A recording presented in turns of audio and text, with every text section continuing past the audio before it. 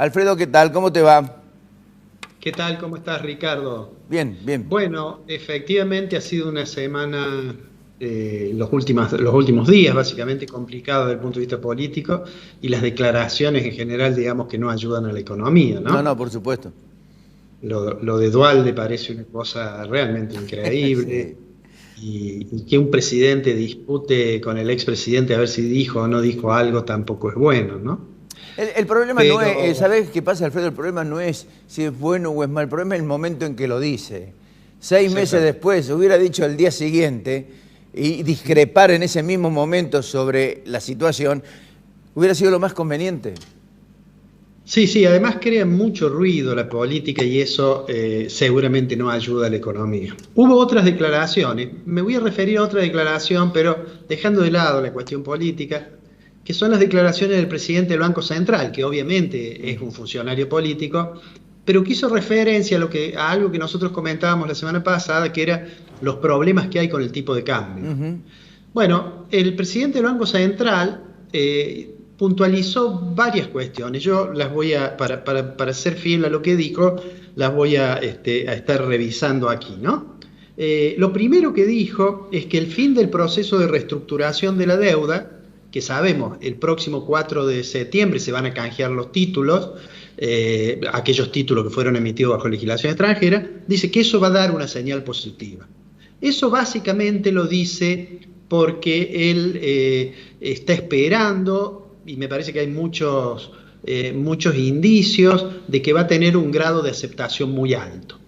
Ahora, y digo esto con prescindencia de que hay algunos datos así que pueden poner en duda eso, como es la caída del precio de los bonos, pero digamos que el gobierno está esperando que la reestructuración, el canje de los títulos, genere una expectativa favorable y que eso entonces le traiga más tranquilidad al mercado cambiario.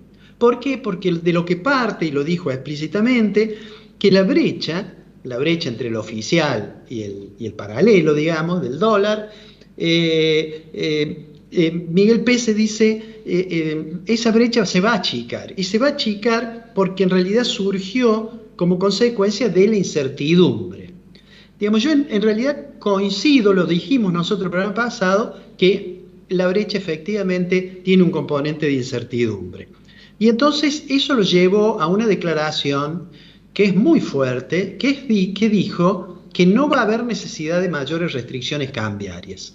Es una afirmación realmente fuerte, había muchas versiones sobre lo que se iba a hacer con el cepo, y él dijo no, cuando termine la reestructuración, se entreguen los títulos, esto va a haber más tranquilidad cambiaria, dijo olvídense, no va a haber restricción, ¿no?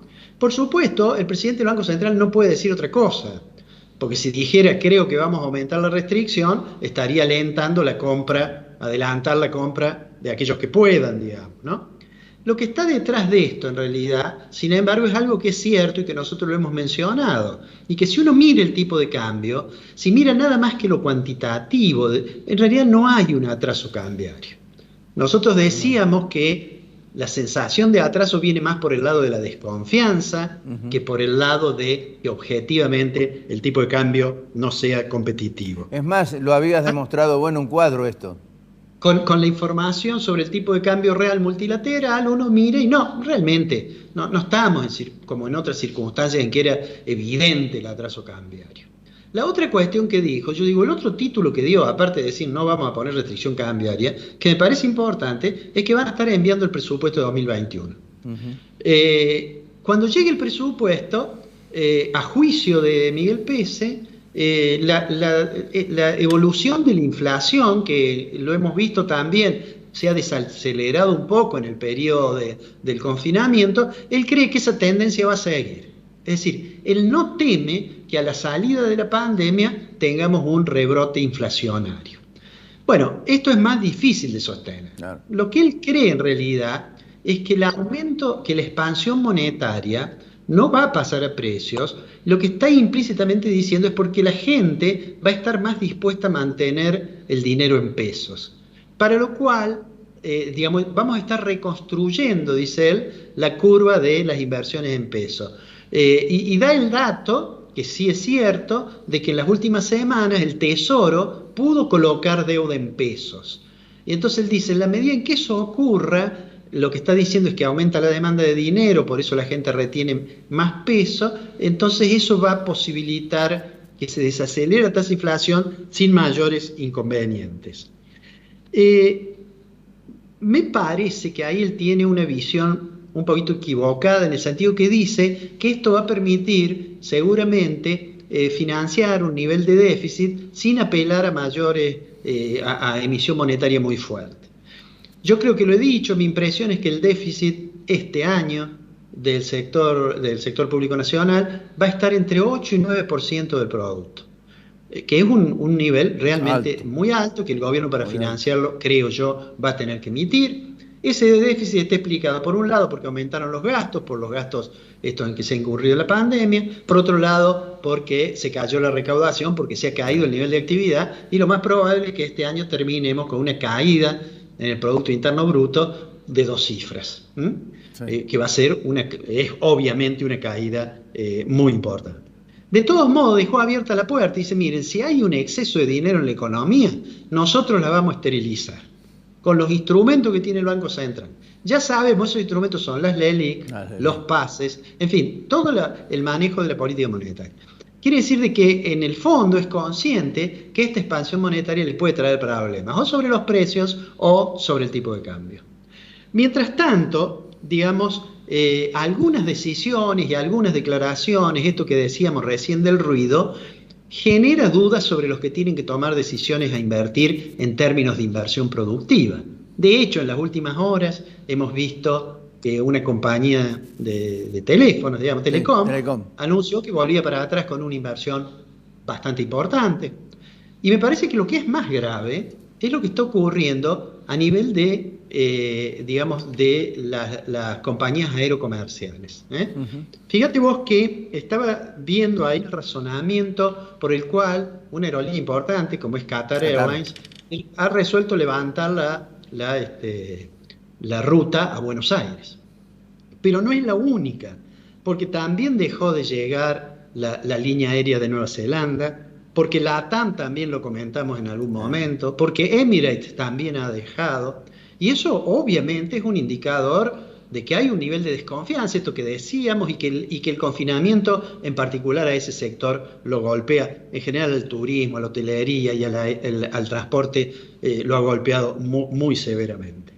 Fíjate vos que estaba leyendo sobre este tema una declaración de Gustavo Santos, que estuvo con vos en el programa, sí, y que tiene una declaración que vale la pena porque es una persona, bueno, ha sido ministro del gobierno anterior, más allá del juicio que se tenga del gobierno anterior, fue un ministro que no fue objeto de crítica, así es. Antes bien parece que se desempeñó con eficiencia, ¿no? Pero fíjate, estaba leyendo recién, dice, en este momento de quiebre, dice, abandonar el potencial del turismo es abandonar el potencial del país.